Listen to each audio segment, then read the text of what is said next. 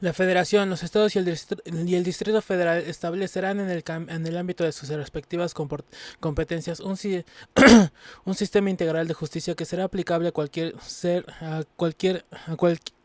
aplicable a quienes se atribuya la realización de una conducta tipificada como delito por las leyes penales y tengan entre 12 años cumplidos y menos de 18 años de edad, en el que se garanticen los derechos fundamentales que reconoce esta Constitución para todo individuo, así como aquellos derechos específicos que por su condición de personas en desarrollo les han sido reconocidos. Las personas menores de 12 años que hayan realizado una conducta prevista como delito de la ley solo serán sujetos a rehabilitación y asistencia social.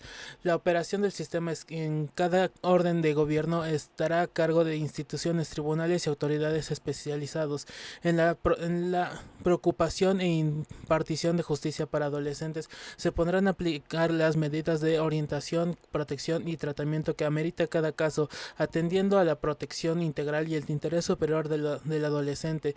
Las formas alternativas de justicia deberán observar en la aplicación de este sistema siempre que resulte procedente en todos los procedimientos seguidos a los adolescentes. Se observará la garantía del debido proceso legal, así como la independencia entre las autoridades que efectúen la remisión y las que impongan las medidas. Estas deberán ser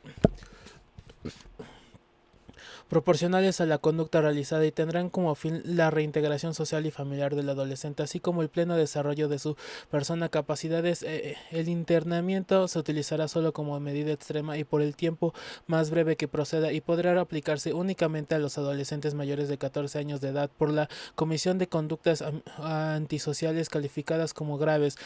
Los sentenciados de nacionalidad mexicana que se encuentren compurgando penas en países extranjeros podrán ser trasladados a la República para que cumplan su condena con base en los sistemas de reinserción social y previstos en este artículo, y los sentenciados de nacionalidad extranjera por delitos de orden federal o del fuego común podrán ser trasladados al país de su origen o residencia, sujetándose a los tratados internacionales que se hayan celebrado para ese efecto. El traslado de los reclusos solo podrán efectuarse con su consentimiento expreso. Los sentenciados en los casos y condiciones que establezca la ley podrán compurgar sus penas en los centros penitenciarios más cercanos a su domicilio, a fin de propiciar su reintegración a la comunidad como forma de reinserción social. Esta disposición no aplicará en caso de delincuencia organizada y respecto a otros internos que requieran medidas especiales de seguridad. Para la reclusión preventiva y la ejecución de sentencias en materia de delincuencia organizada se destinarán centros especiales. Las autoridades competentes podrán restringir las comunicaciones de los inculpados y sentenciados por delincuencia organizada con terceros, salvo el acceso a su defensor, e imponer medidas de vigilancia especial a quienes se encuentren internos en estos establecimientos. Lo anterior podrá aplicarse a otros internos que requieran medidas especiales de seguridad en términos de la ley. Artículo 19. Ninguna detención ante autoridad judicial podrá exceder del plazo de sentencia de 2 horas a partir de que el indicado sea puesto a su disposición, sin que se justifique con un auto de vinculación a proceso en el que se expresará el delito que se impute al acusado, el lugar, tiempo y circunstancias de ejecución, así como los datos que establezcan que se han cometido un hecho que la ley señale como delito y que exista la probabilidad de que el indicado iniciado lo cometió o participó en su comisión. El ministro público solo podrá solicitar al juez la prisión preventiva cuando otras medidas cautelares no sean suficientes para garantizar la comparecencia del imputado en el juicio, el desarrollo de investigación, la protección de la víctima, de los testigos o de la comunidad, así como cuando el imputado esté siendo procesado o haya sido sentenciado previamente por la comisión de un delito doloso. El juez ordenará la prisión preventiva oficiosamente en los casos de delincuencia organizada, homicidio doloso, violación, secuestro, trata de personas, delitos cometidos con medios violentos como armas y explosivos, así como delitos graves que determinen la ley en contra de la seguridad de la nación, el libre desarrollo de la personalidad y de la salud. La ley determinará los casos en los cuales el juez podrá revocar la libertad de los individuos vinculados señalados a proceso. El plazo para dictar el auto de vinculación del proceso podrá prorrogarse únicamente a petición del indicado en la forma que señale la ley. La prolongación de la detección en su perjuicio será sancionada por la ley penal. La autoridad responsable del establecimiento en el que se encuentre interna el indicado que dentro del plazo antes señalado nos recibirá copia autorizada del auto de vinculación a proceso del que decrete la prisión preventiva o de la solicitud de prórroga del plazo constitucional. Deberá llamar la atención del juez sobre dicho particular en el acto mismo de concluir el plazo, y si no recibe la constancia mencionada dentro de las 3 horas siguientes, podrá el indiciado en libertad. Todo proceso se seguirá forzosamente por el hecho o hechos delictivos señalados en el auto de vinculación al proceso. Si en la escuela de un proceso apareciera que se ha cometido un delito distinto del que se persigue, deberá ser objeto de investigación separada sin perjuicio de que después pueda decretarse la acumulación si fuese conducente, si con posterioridad a la emisión del auto de vinculación a proceso por delincuencia organizada, el inculpado evade la acción de la justicia o es puesto a disposición de otro juez que lo reclame en el extranjero, se suspenderá el proceso junto con los plazos para la prescripción de la acción penal. Todo mal tratamiento en la aprehensión o en la prisión, en las prisiones, toda molestia que se infiera sin motivo legal, toda gabela o contribución en las cárceles son abusos que serán corregidos por las leyes y reprimidos por las autoridades. Artículo 20. El proceso penal será acusatorio y oral. Se regirá por los principios de publicidad, contradicción, concentración, continuidad e inmediación. A. De los principios generales. Y A. El proceso penal tendrá por objeto el esclarecimiento de los hechos, proteger al inocente,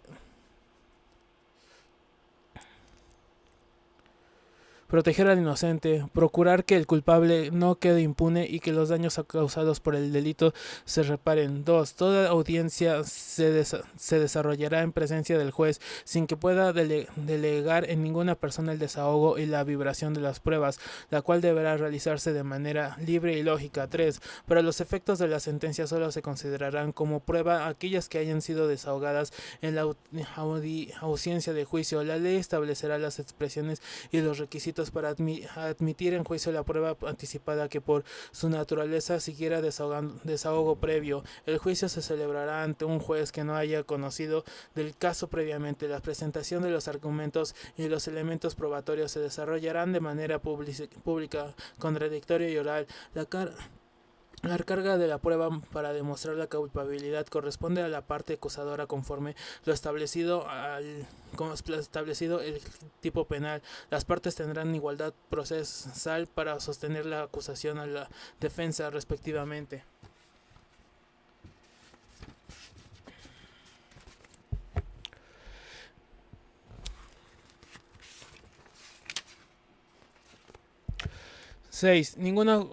Ningún juzgado podrá tratar asuntos que estén sujetos al proceso con cualquiera de las partes sin que esté presente la otra, respetando en todo momento el principio de contradicción, salvo las excepciones que establece esta Constitución. 7. Una vez iniciado el proceso penal, siempre y cuando no exista oposición del inculpado, se podrá decretar su terminación anticipada en los supuestos y bajo las modalidades que determine la ley. Si el imputado reconoce ante la autoridad judicial voluntariamente y con conocimiento de las consecuencias su participación en el delito y existen medios de convicción suficientes para corroborar la imputación, el juez citará a audiencia de sentencia. La ley establecerá los beneficios que se podrán otorgar al imputado cuando acepte su responsabilidad. 8. El juez solo condenará cuando exista convicción de la culpabilidad del proceso.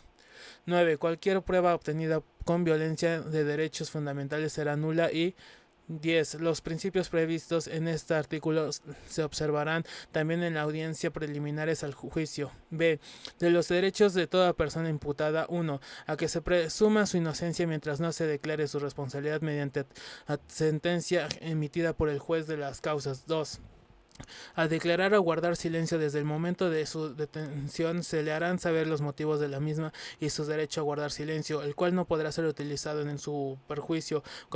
Queda prohibido y será sancionado por la ley penal toda incomunicación, intimidación o tortura. La confesión rendirá sin la asistencia del defensor, carecerá de todo su valor probatorio. 3. A que se le informe tanto en el momento de su detención como en su comparecencia ante el Ministerio Público o el juez, los hechos que se imputan y los derechos que le asisten. Tratándose de delincuencia organizada, la autoridad judicial podrá autorizar que se mantenga en reserva el nombre y datos del acusado. La ley establecerá beneficios a favor del inculpado procesando o sentenciado sentenciado que presenta ayuda eficaz para la investigación y persecución de delitos en materia de delincuencia o organizada. 4. Se le recibirán los testigos y demás pruebas pertinentes que ofrezca, concentraciones, el tiempo que la ley estima necesario al efecto y auxiliándose para obtener la competencia de las personas cuyo testimonio solicite en los términos que señale la ley. 5. Será juzgado en audiencia pública por un juez o tribunal. La publicidad solo podrá restringirse en los casos de excepción que determine la ley por razones de seguridad nacional, seguridad pública, protección de las víctimas, testigos y menores, cuando se ponga en riesgo la revelación de datos legalmente protegidos o cuando el tribunal estime que existen razones fundadas para justificarlo. En delincuencia organizada, las actuaciones realizadas en la fase de investigación podrán tener valor probatorio cuando no puedan ser reproducidas en juicio o exista riesgo para testigos o víctimas. Lo anterior sin perjuicio del derecho del inculpado de obtenerlas o impugnarlas y aportar pruebas en contra. 6. Le estarán facilitados todos los datos que solicite para su defensa y que consten en el proceso. El imputado y su defensor tendrán acceso a los registros de la investigación cuando el primero se encuentre detenido y cuando pretenda recibirse la declaración o entrevistarlo. Asimismo, antes de su primera comparecencia ante juez, podrán consultar dichos registros con la oportunidad debida para preparar la defensa. A partir de este momento no podrán mantenerse en reserva las actuaciones de la investigación sobre los casos excepcionales expresamente señalados en la ley cuando ello sea imprescindible para salvaguardar el éxito de la investigación y siempre que sea oportunamente revelados para no afectar el derecho de defensa. 7. Serán juzgados antes de 4 meses si se trata de delitos cuya pena máxima no exceda de 2 años de prisión.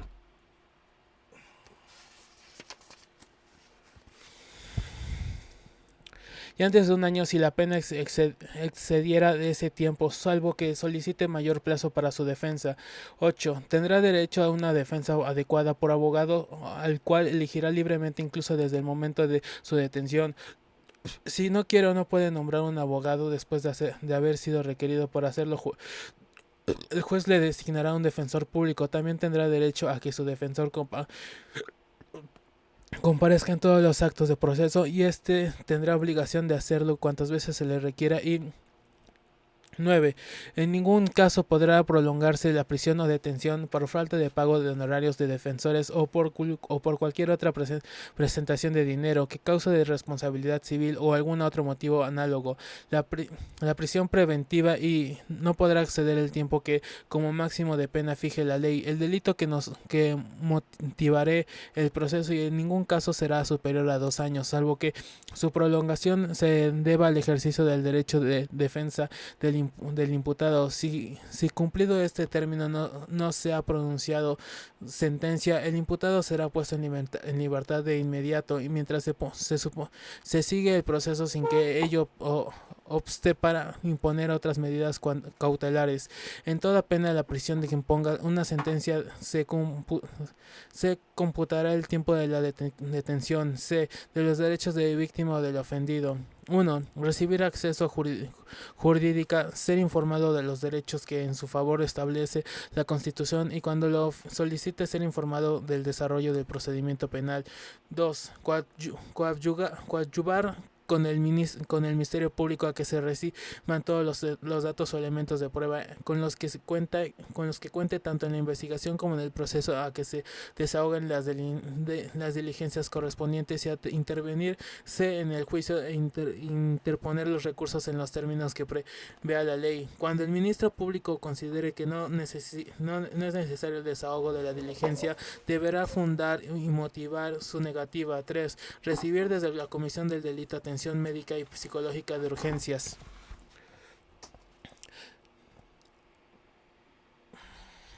4. Que se le repare del daño. En los casos en que sea procedente, el Ministerio Público será obligado a solicitar la reparación del daño sin menoscabo de que la víctima u ofendido lo pueda solicitar directamente y el juzgador no podrá observar al sentenciado de dicha reparación. Si ha emitido una sentencia condenatoria, la ley fijará procedimientos ágiles para ejecutar las sentencias en materia de reparación del daño. 5. El resguardo de su identidad y otros datos personales en los siguientes casos: cuando sean menores de edad, cuando se trate de delitos de violación, trata de personas, secuestro o delincuencia organizada, y cuando el juicio del juzgado sea necesario para su protección, salvaguardando en todo caso los derechos de la defensa. El Ministerio Público deberá garantizar la protección de sus víctimas, ofendidos, testigos y en general todos los sujetos que intervengan en el proceso. Los jueces deberán vigilar en buen cumplimiento de esta obligación. 6.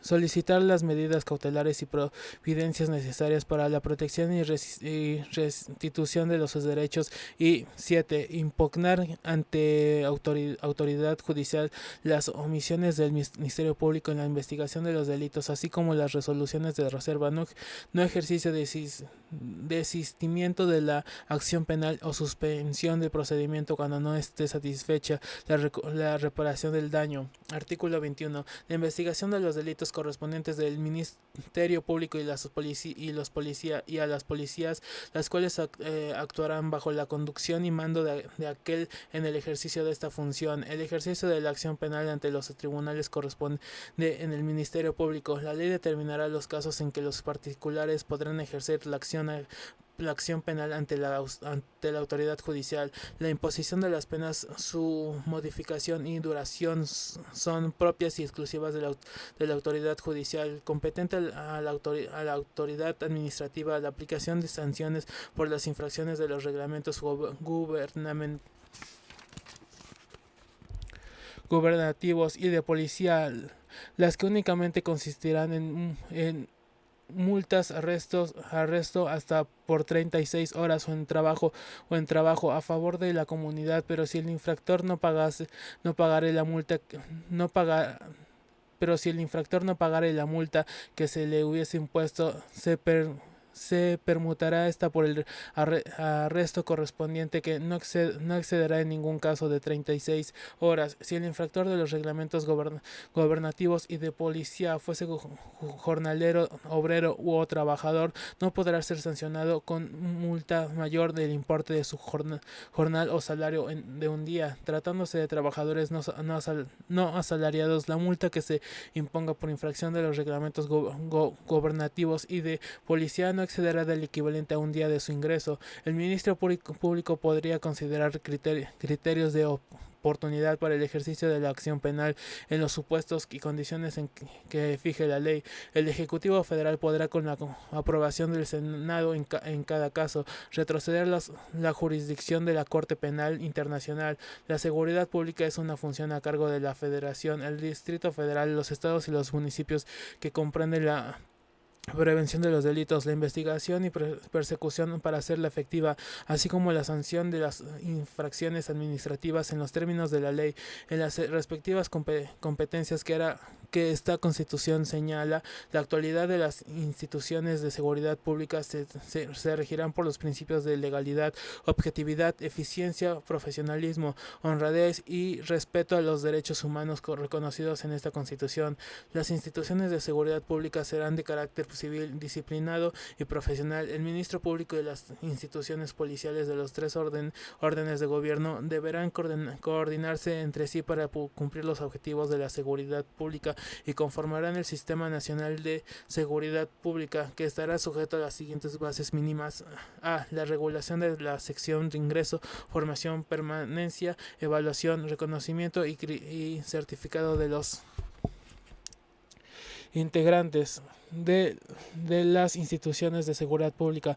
La operación y desarrollo de estas acciones serán competencia de la Federación, el Distrito Federal, los estados y los municipios en el ámbito de sus respectivas atribuciones.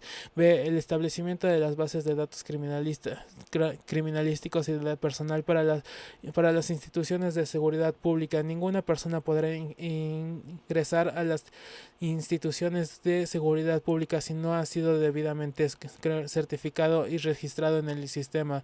La formación de políticas públicas tendientes a prevenir la comisión de delitos.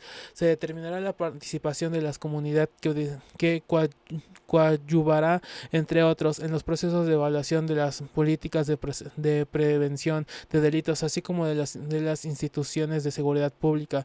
Los fondos de ayuda federal para la seguridad pública a nivel emocional serán aportados a las entidades federativas y municipios para ser destinados exclusivamente a estos fines. Artículo 22. Quedan prohibidos las penas de muerte, de mutilación, de infamia, la marca,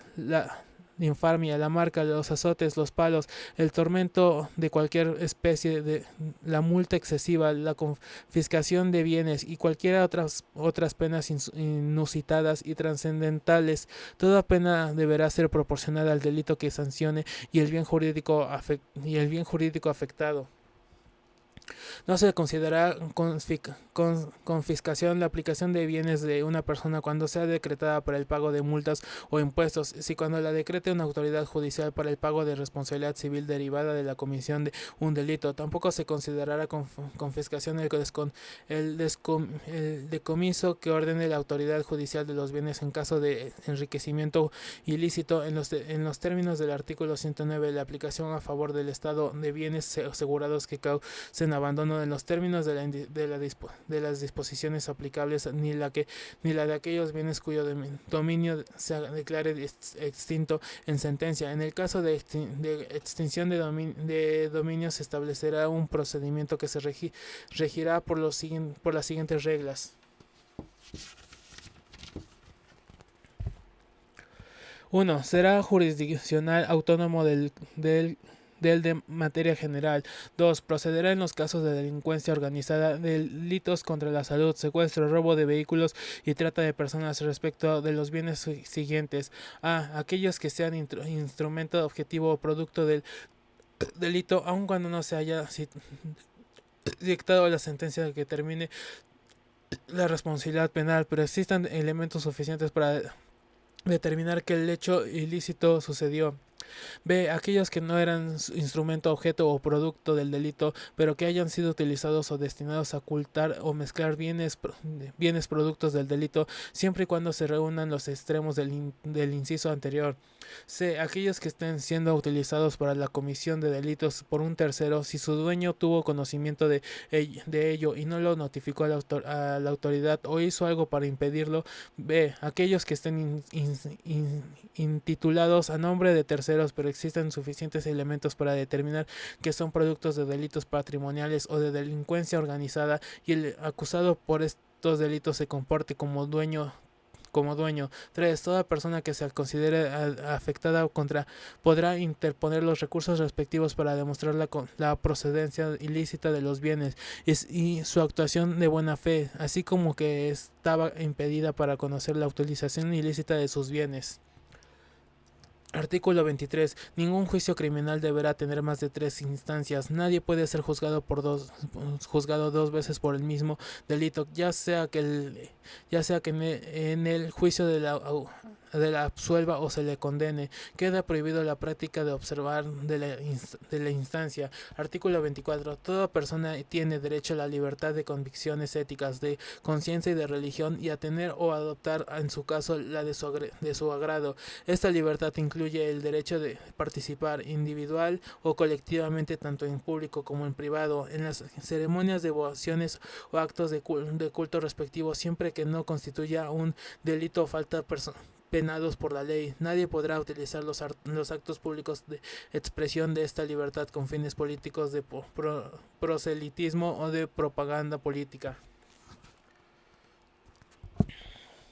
El Congreso no puede dictar leyes que establezcan o prohíban religión alguna. Los actos religiosos de culto público se celebrarán ordinariamente en los templos. Los que extraordinariamente se celebren fuera de estos se sujetarán a la ley reglamentaria. Artículo 25. Corresponden al Estado la retórica del desarrollo nacional para garantizar que éste sea integral y sustentable, que fortalezca la soberanía de la nación y su régimen democrático, y que mediante la competitividad, el fomento del crecimiento económico y el empleo, una más justa distribución del ingreso y la riqueza permitida permitiva el pleno ejercicio de la libertad y la dignidad de los individuos, grupos y clases sociales, cuya seguridad protege a esta Constitución. La competitividad se entenderá como el conjunto de condiciones necesarias para generar el mayor crecimiento económico, promoviendo la inversión y la generación del empleo.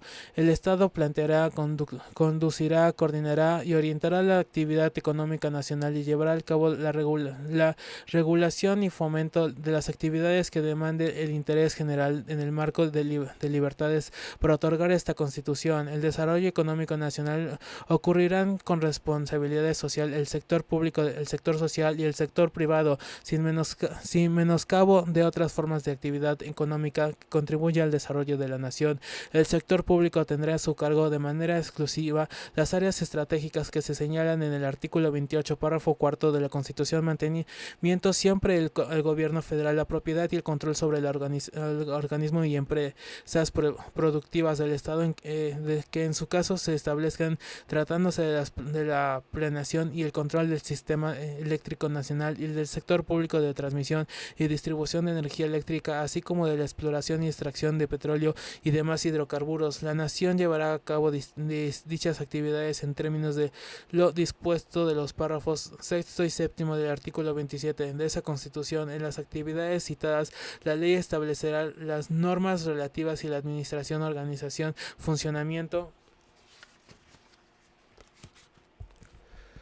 procedimiento de contracción y demás actos jurídicos que celebran las empresas productivas del Estado, así como el régimen de remuneración de su personal para garantizar su eficiencia, honestidad, productividad y transparencia, y rendición de cuentas con base en las mejores prácticas, y determinará las demás actividades que se podrán realizar.